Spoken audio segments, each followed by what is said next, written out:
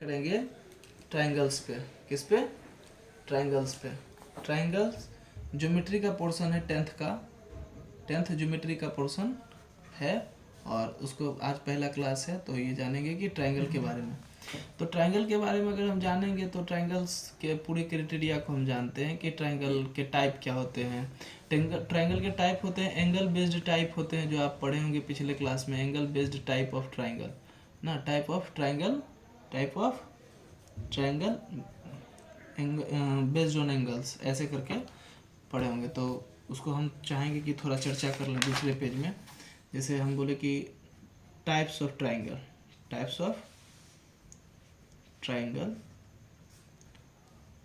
Based on angle. तो हम जानते हैं एक्यूट एंगल होता है, एक्यूट एंगल ट्रायंगल होता है,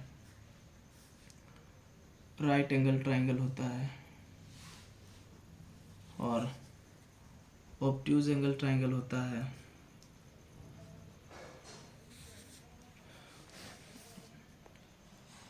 ठीक है, तो उसके बाद हम फिर टाइप्स ऑफ ट्रायंगल में देखते हैं types of triangle based on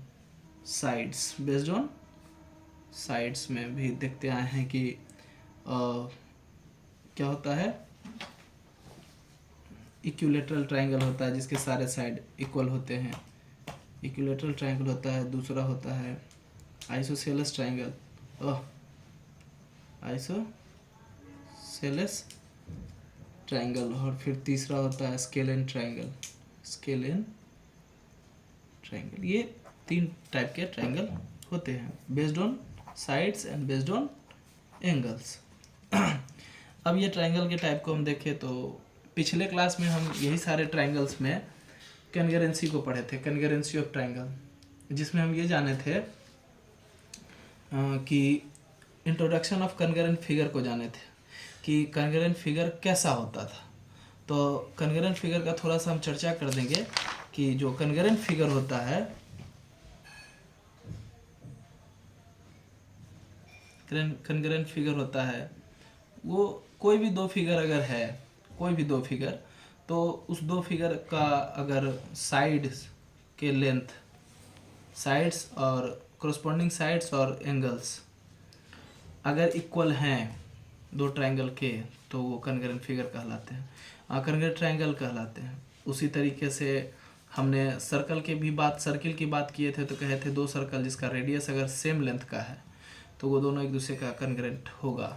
मतलब कि एक ऐसा फिगर जिसका शेप भी सेम हो और साइज भी सेम हो, सेम शेप सेम साइज होने के कारण वो दोनों फिगर एक दूसरे को क्या करेगा, सुपरपोज कर लेगा। सुपरपोज मतलब है कि ढक देगा एक दूसरे को, क्या करेगा, ढक देगा।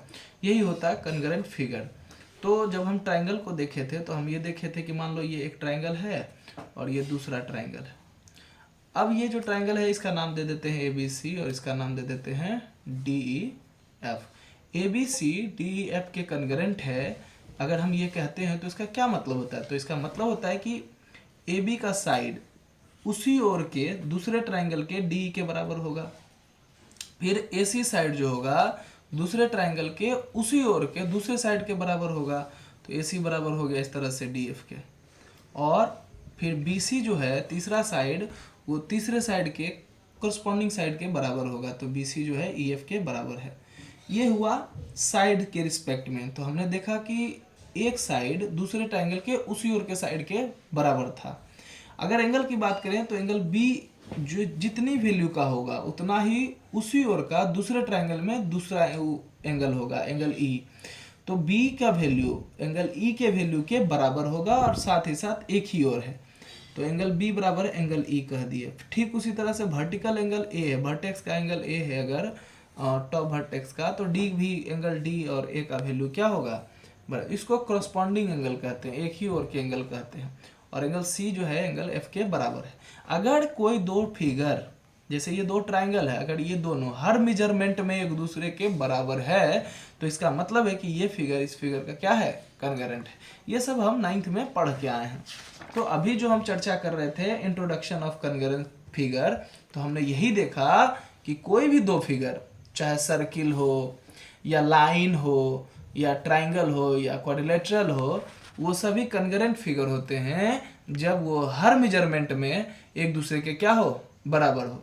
अब अगर हम बात कर लेते हैं क्राइटेरिया ऑफ कनगरेंसी की, तो क्या होता है, तो क्वाड्रिलेटरल तो कंसीडर नहीं किया जाता है, मूल रूप से ट्राइंगल को कंसीडर किया जाता है, क्योंकि ट्राइंगल के अलग अलग फेज बनते हैं और कन्फ्यूजन क्रिएट होता है, तो इसलिए मूल रूप से हम ट्राइंगल को देखते हैं। तो अगर हम बात करें कनगरेंसी क्राइटेरिया का, तो हम ये जाने थे कि एक जाने थे triple S criteria, S criteria जिसको कहते हैं कनगरेंसी का, फिर हम जाने थे एस क्राइटेरिया, फिर जाने थे ए क्राइटेरिया, और फिर चौथा था RHS। एक कॉरोलरी की तरह चलता है और उसको कहते हैं AAS। यही हम पढ़े थे। इसमें देखे थे कि कोई एक ट्रायंगल जो है उसका तीनों साइड कोई दूसरे ट्रायंगल के बराबर है तो वो ट्रायंगल कनगरेंट होगा।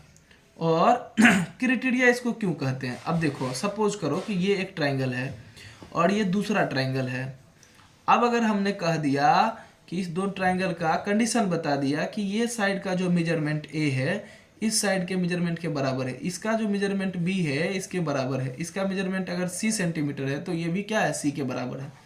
तो कहने का मतलब है कि अब एंगल की बारी आएगी। चलो भाई साइड में तो एक दूसरे के बराबर है, लेकिन अगर एंगल की बात आएगी तो क्या इसके एंगल बराबर होंगे, तो अब उसको भी चेक करना पड़ेगा, उसको भी चेक करना पड़ेगा। तो हम क्या करते हैं, कुछ क्राइटेरिया को यूज करते हैं कि हर बार हम सारे एंगल को और सारे साइड को एक दूसरे से कंपेयर नहीं भी करेंगे तो काम चल जाएगा।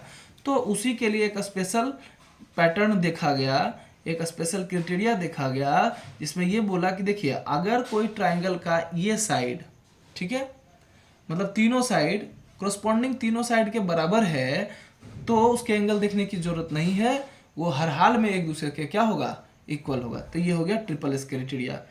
अब अगर SAS की बात करें तो SAS में ये कहा जाता है कि एक साइड है ये और दूसरे ट्रायंगल के उसी ओर के एक साइड के बराबर है, साथ ही साथ एक और साइड है जो ये पहले ट्रायंगल का एक साइड दूसरे ट्रायंगल के उसी साइड के उसी ओर के साइड के बराबर है, और साथ ही साथ इन दोनों साइड के बीच जो इंक्लूडेड एंगल है, अगर इस कंडीशन से भी ये दोनों बराबर हैं तब भी ये ट्रायंगल का बाकी का साइड और एंगल देखने की जरूरत नहीं है। हम आंख मूंद के कह देंगे कि हाँ ये क्या है, SAS क्राइटेरिया को फॉलो कर रहा है, इसलिए ट्रायंगल क्या है, एक दूसरे के बराबर है, कनगरेंट है। ठीक है। अब उसी तरह से अगर ASA की बात किया जाए तो AS की बात करेंगे तो क्या कह रहा है, मान लीजिए कि एक एंगल ये है तो दूसरे ट्रायंगल के उसी ओर के एंगल के बराबर है। अब ये दूसरा एंगल है पहले ट्रायंगल का और ये बराबर है दूसरे ट्रायंगल के दूसरे एंगल के, साथ ही साथ इन दोनों एंगल के बीच जो इंक्लूडेड साइड है ये वाला, अगर ये बराबर है, ये तीनों कंडीशन में बराबर है, तो बाकी का साइड और एंगल देखने की कोई जरूरत नहीं है। इसका मतलब है कि ये दोनों ट्रायंगल फिर क्या हो जाएगा, कन्ग्रेंट हो जाएगा। ठीक है। अब एक था RHS वाला।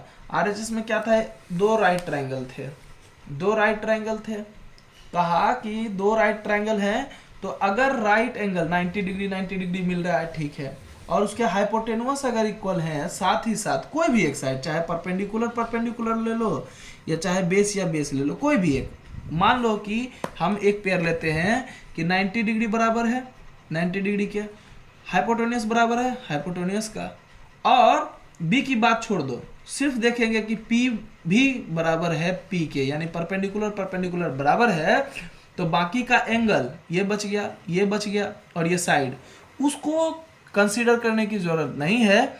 बिना कंसीडर किए भी जब ये तीनों क्राइटेरिया पूरा कर रहा है, कौन 90 डिग्री, हाइपोटेन्यूस और परपेंडिकुलर, जब ये तीनों सिर्फ पूरा कर रहा है तो इसका मतलब है कि ये दोनों ट्रायंगल आपस में कन्ग्रेंट है, बाकी का नहीं भी करेंगे तो काम चल जाएगा। ठीक है। और एक फेमस कोरोलरी था जो हर जगह इसके पैटर्न पे आता है, ASA के कारण ये आता है। इसमें क्या देखे थे कि कोई दो ट्रायंगल है और ये दोनों ट्रायंगल क्या होता है, कन्ग्रेंट हो जाता है। कब, जब लगातार दो एंगल ऐसे करके दो एंगल आपस में बराबर हैं और कोई भी एक साइड, इधर का साइड ले लो या इधर का कोई भी एक साइड ले लो, तब भी ये ट्राइंगल क्या होंगे, कन्ग्रेंट होंगे। तो ये जो क्राइटेरिया बनाया गया, ये क्या हुआ, कन्ग्रेंसी ढूंढने का एक शॉर्ट तरीका था, एक आसान तरीका था कि हम हर बार तीनों साइड, तीनों एंगल को बिना कंसीडर किए सिर्फ इस क्राइटेरिया में से कोई भी एक अगर पैटर्न फॉलो हो रहा है तो वो दोनों क्या होंगे, ट्रायंगल कन्ग्रेंट होंगे। तो इसी को क्राइटेरिया फॉर कन्ग्रेंसी कहा जाता है। साथ ही साथ ट्रायंगल ABC था और अगर कन्ग्रेंट होता था ट्रायंगल DEF के, तो हम कहते थे कि हाँ ये ट्रायंगल, ये सिंबल होता था कन्ग्रेंट करने का। क्या होता था, ऐसे करके उसके बाद ये सिंबल होता था कन्ग्रेंट करने का। ये सब हम 9th में पढ़ चुके हैं। 10th में क्या पढ़ेंगे, और बीच बीच में हम ये भी चर्चा करते रहेंगे कि कहाँ कहाँ कैसे यूज हो रहा है। 10th में हम नया चीज पढ़ेंगे, सिमिलर फिगर्स। क्या पढ़ेंगे, सिमिलर फिगर। अब हमको सबसे पहले ये जानना है what is difference between congruent figure and similar figure. Congruent and similar figure, similar figure, तो ये डिफरेंस हम जानेंगे। तो देखो बाबू, सिमिलर फिगर जो होता है ना, वो सिर्फ और सिर्फ शेप में इक्वल होता है। क्या होता है, अगर दो फिगर है और एक बड़ा फिगर है और एक छोटा फिगर है, तो दोनों फिगर, एक बड़ा है एक छोटा है, यानी दोनों ट्रायंगल है। तो यानी कि अगर ये ट्रायंगल है और ये भी ट्रायंगल है, दोनों पता चल रहा है, तो यानी ये इसकी शेप की बात कर रहा है। अगर सेम शेप हो दो ट्रायंगल के तो सिमिलर फिगर कहलाते हैं। ठीक है, लेकिन कन्ग्रेंट के साथ ये कंडीशन नहीं है। कन्ग्रेंट के साथ है कि शेप भी सेम होना चाहिए एंड साइज भी सेम होना चाहिए, शेप एंड साइज दोनों सेम होना चाहिए। ठीक है, तो ये फिगर कहलाएगा कन्ग्रेंट फिगर। अब मान लो, फिर से आते हैं वापस, इस ट्रायंगल की अगर साइड की बात करें तो इसका ये साइड की जो लंबाई है इसके साइड के बराबर नहीं है, इसका ये साइड का जो लंबाई है इस साइड के बराबर नहीं है, इसका ये साइड का जो लंबाई है इसके इस साइड के बराबर नहीं है। तो कहने का मतलब कि साइज दोनों का डिफरेंट है लेकिन शेप क्या है, ट्रायंगुलर है।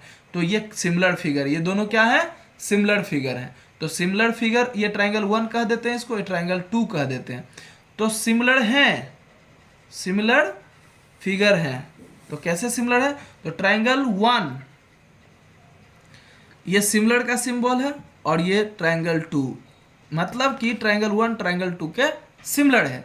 अगर कन्ग्रेंट कहेंगे तो कन्ग्रेंट पॉसिबल नहीं है। कन्ग्रेंट पॉसिबल होने के लिए साइज भी सेम होना चाहिए था, और ये हम 9th में पढ़ के आए थे। ठीक है, अब सवाल ये हमारा चैप्टर इंट्रोडक्शन हो गया, जो हम पढ़ेंगे कि सिमिलर फिगर क्या होता है। अब मान लो कि और थोड़ा सा और सिमिलर फिगर पे चलें। ये देखो, ये एक रेक्टेंगल है, ठीक है, ये भी एक रेक्टेंगल है, ठीक है, ये रेक्टेंगल है, ये भी रेक्टेंगल है, ये रेक्टेंगल एक दूसरे से शेप में सेम है, तब ना बोले कि ये भी रेक्टेंगल और ये भी रेक्टेंगल है। ये स्मॉलर रेक्टेंगल है और ये लार्जर रेक्टेंगल है, यानी ये दोनों सिमिलर फिगर हैं। क्या है, सिमिलर फिगर हैं, लेकिन कन्ग्रेंट फिगर नहीं है। ठीक है, क्यों, क्योंकि साइज अलग है। तो अब अच्छे से समझ में आ गया होगा कि सिमिलर फिगर क्या होता है और कन्ग्रेंट फिगर क्या होता है।